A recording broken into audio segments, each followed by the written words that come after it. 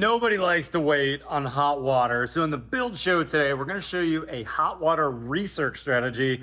We're gonna jump over to my best nerd friend, Bryan Uhler up in Washington State. Let's get going.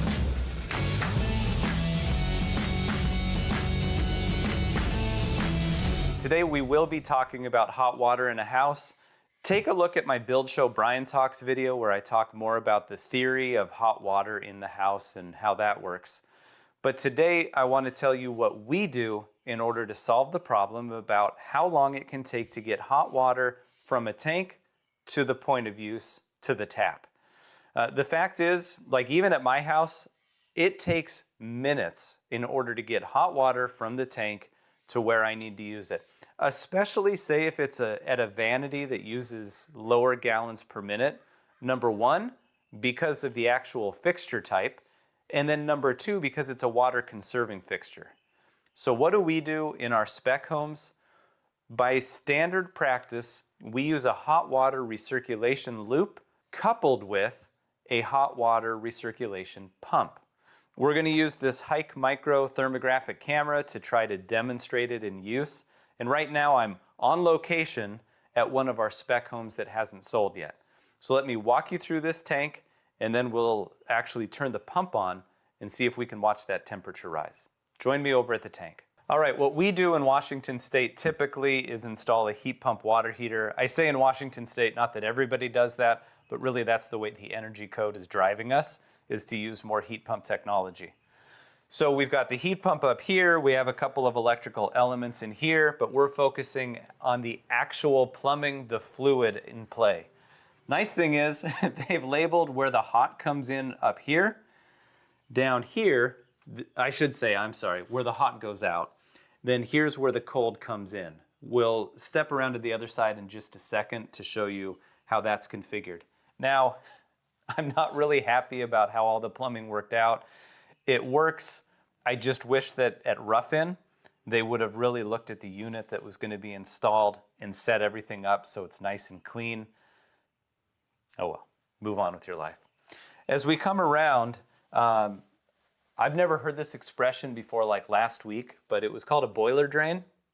But I have used this in the past in order to drain a tank out. So you can utilize this when it comes to the hot water recirculation loop. We'll come back to that, but let's look at how we actually did the plumbing on this house. Okay, you'll see this just a little bit more as we're able to get in closer. But our hot water line enters the house up in here, so it loops around. And then our cold water line for that inlet on the water tank comes through here and it feeds through the wall. So basically the outlet and the inlet at the wall are roughly in line. But what we have is this hot water recirculation loop interrupted by this pump that comes back into the cold line. Now what we use is the Taco Comfort 006E3. It's an ECM motor, electrically commutated. Put simply, it's super energy efficient. In the future, I'm going to talk a little bit more about an option on this, but the way this house is currently operating is it would be something that's always on.